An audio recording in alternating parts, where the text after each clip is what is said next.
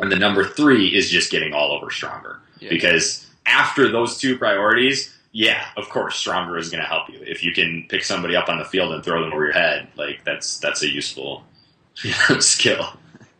Yeah. With that, so that's how we prioritize that stuff. Go ahead. No, I liked how you mentioned, and that's a good point that you bring up with the second priority is in regards to specifics. And I always laugh when I used to train, volleyball players would come in here, and I remember their coach got in touch with me, and he's like, "Hey, are you doing like a lot of plyometrics and stuff like that with them?" And it's like, dude, they're like doing plyometrics all through practice and in games and stuff like that. So he was wanting me to do more plyometrics, and typically that's the general thought that people have is, okay, so I jump a lot, like for instance, like basketball. You're constantly running, jumping. Why would you come into the gym and do more plyometrics, and jump more?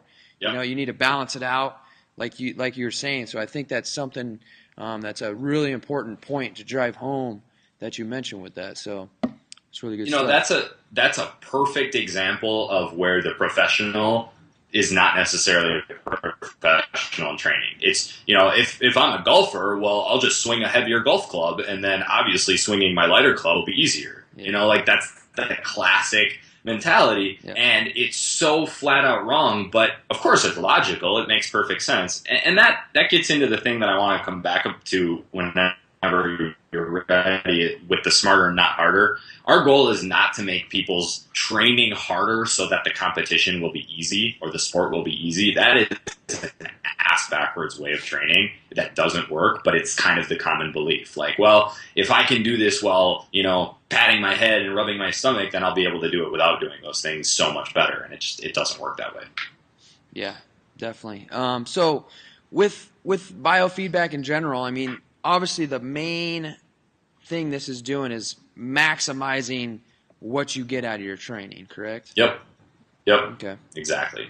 Definitely. So that's interesting because I guess what I wanted to get into, I do compete in CrossFit, so like that's a totally different monster in itself. However, I'm not a CrossFit affiliated gym. Like I'm kind of like the anti-CrossFit guy, so to speak. So this biofeedback stuff is really, really interesting. It's something that I want to implement into my training. But kind of going back to the specifics of the sport, I guess for somebody like myself who competes in CrossFit, who kind of has to be ready for anything and everything, I guess, how would you, kind of blend that whole biofeedback type of training into, programming for that? Sure. So let's make a hypothetical scenario. So the first thing I would find out is what are the things that you are already the best or the strongest at? What are the events that you can usually be like, yeah, I'm going to walk that because that's my shit. Those would be the events that I would work on the most already. Like I want you to absolutely decimate the competition in the events that you're already strongest in so that maybe you can just kind of show up in the ones that you're not that great at and do good enough to get a couple points so that your number 1 placings override all that. So, what are your strongest? I don't know. Maybe you're a very good Olympic lifter. So we're just going to keep working on those and making that better and better. So a big portion of your training I would have programmed out to be the Olympic lifts. Now, on a given day, you might test those to make sure that they're good. But this is a common misconception when people hear about testing. They kind of, and this is a little bit depending on personality type, but they kind of assume that nothing is ever going to test well. Like you're going to plan cleans and you're not going to be able to do it. Oh my God, what do you do? Well, the reality is most of the time everything does test well. But let's say that cleans from the floor don't test well on the programmed clean day.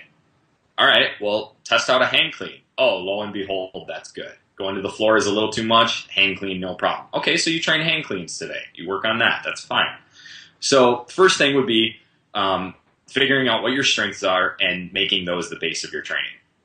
Then we would just look at sort of the next tier. Okay, of the things that you're not the best at, which ones do you think that you can move the most on right now? That would be the next thing to prioritize in the training. And it would just be a game of getting incrementally better at each of those things over time. You can to a degree get better at everything. It's just that you're going to get the tiniest bit better at everything all at once, rather than making some significant leaps in the things that you focus on. So maybe for a little while you focus on your Olympic lifts and your your gymnastic stuff, like your handstand push-ups and whatever other bullshit. And then after 3, 4, 5 months of that, when you've made some big leaps, okay, you shift your training focus a little bit. Let's work on running and jump roping and, I don't know, wall ball. Whatever it is, just changing those focuses and making yeah, exactly. You know, and there in CrossFit, there's always the, you know, prepare for the unknown. Like maybe they're going to make you do knee jumps for distance. Who gives a shit? You know, like that stuff doesn't matter. If somebody throws a wild card workout in there that you could never have imagined coming, either your strength is going to carry you or you're just going to suck at it, and really there's nothing to do. I mean, like, programming out for low probability events just makes no goddamn sense to me. None. It's just, even if it ends up costing you a competition, well, you know, so be it. More than likely, look at the games. Like, there's not that many surprises in there, you know, unless they have a softball throwing competition. Yeah.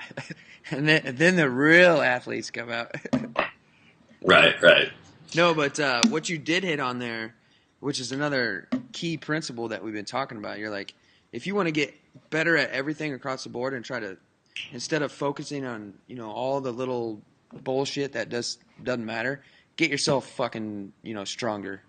Yeah. You know, just get yourself stronger. That's all it comes down to. And honestly, when I first started competing, you know, that's one of the biggest mistakes that I made was like, I need to focus in on each of these individual things that weren't really big things. Whereas if you get a stronger squat, if you get a stronger deadlift, you know, that shit's going to cross over big time into, you know, everything else. So for sure. I mean, if your max clean is 225, you're going to have a bad day when Grace comes up, right?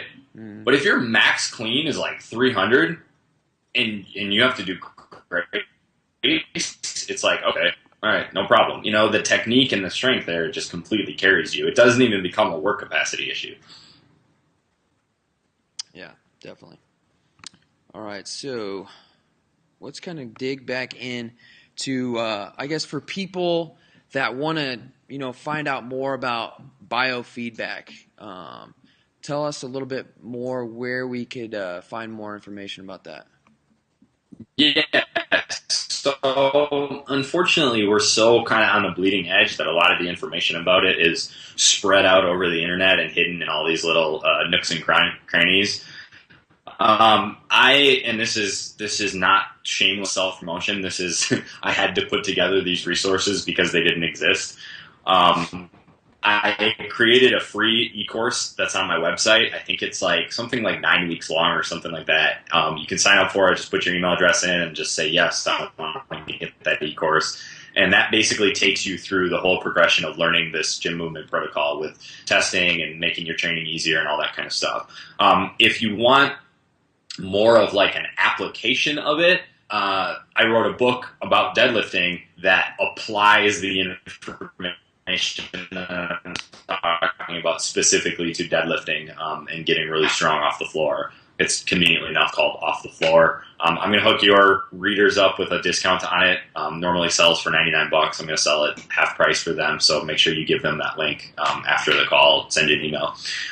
So there's a free resource and a more here's your program and then test everything in it sort of style resource. Other things to check out are areyouthemovement.com. That's the home of Frankie Fair, is the guy who kind of came up with this whole concept. And then Adam Glass's site is always a really good source of information too. He's got tons of articles on there that you kind of have to dig through, but it's really, really incredible information. Awesome, man. And yeah, you sent me access to that book, and I had a chance to kind of skim through it. I haven't been able to dig into it with the craziness that's been going on with the new year and stuff like that. But definitely an awesome resource. gotten great feedback from other coaches that have gone through it. So I'll definitely link that stuff under the video.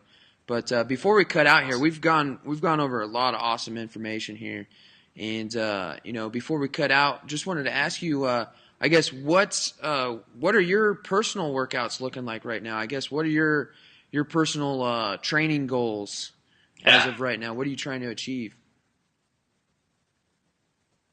So, biggest thing I'm working on right now is bodyweight bench press. I want to get a bodyweight bench press. I have this like really long-term goal of trying to best Arthur Saxon's like 370-pound bench press. I don't even know if it's humanly possible. I don't know if that's just an error in the history books, but I'm at least going to start with getting bodyweight, which is more than I've ever seen anyone do on YouTube or anything like that. And if it's not on YouTube, it didn't happen, right? Definitely. So that's a big one. Other stuff is just generally, again, training to get stronger. I've got a strongman competition coming up this next Saturday. Actually, I think it's 2 Saturdays from now. So I've been doing a lot of deadlifting, a lot of stone lifting, a little bit of grip work. Again, speaking of like what I talked about this whole call, I'm not doing a lot of overhead pressing work because that still seems to be hit or miss for me. If I do too much of it, then my shoulders go back to hurting. So I let the events that I'm good at carry me. I come in and I crush the deadlift. I do well in the farmer's walk. I do well on the stones. And then I just do the best I can with any of the overhead work. Yeah, and a good point popped up in my head with that. If you were to look at it in this way and say, oh, well, my weakness is my overhead press, so I need to work on that the most, that's actually going to hinder the rest of, the events that you're really, really good at. So yeah. I like that whole philosophy that you talked about, just decimate everybody in the events that you're good at, and then, do what you can, with your weaker movements. And, if you can't get that far because it's hindering you that much, then you just got to take it as it is, and I think that's a good point. And it gets to a point eventually where if you're so dominant in the events that it's not even an issue, the ones that you're strong at, then you can work on that weakness. Then you can prioritize. It's an issue of priority. Yeah. But if you're trying to bring up your weaknesses, but your strengths are not really dominant, all you're going to do is be average, right? At best, you're average instead of being exceptional. Yep. Can't agree with you more there. Cool, man. Well, before we cut out, I just got another question for you. I got a few questions for you. So yeah. I always like to ask this one. So if you were to have like a soundtrack, so a song, like every time you walk into a room, and the song just starts playing, oh, here's David, what song would that be, man? Oh, probably Kenny Loggins' Danger Zone from Top Gun. Oh, yeah. That'd be a good one. Awesome. And what 2 words best describe David Dellanave? Oh, shit. No, those weren't the 2 words. Oh, shit. That's what you're going to be remembered as now.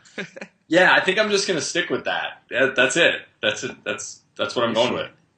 Yeah. David Dellanave, the man. No, that's good stuff, man. So, quickly let us know your main site. Where can people find you at? And all that good stuff. Yeah, go to dellanave.com. I'll spell that out for you. It's DELLANAV,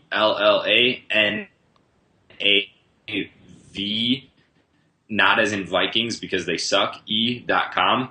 That's where you can grab the free e-course and then grab the deadlift link from you. Sweet, man. Awesome. Well, I'll just say keep growing out that beard, because if you want to get that bench press, you're going to want that beard to, be strong like it is. So keep growing that out. Duly noted. Thanks for the call, dude, and thanks for the awesome info. I appreciate you taking the time. I know you're a busy dude, and so I know everybody watching this video as well. Hey, man, I appreciate the opportunity. I love talking. Awesome, Sounds good. Brother. Thanks, brother. All right, my man.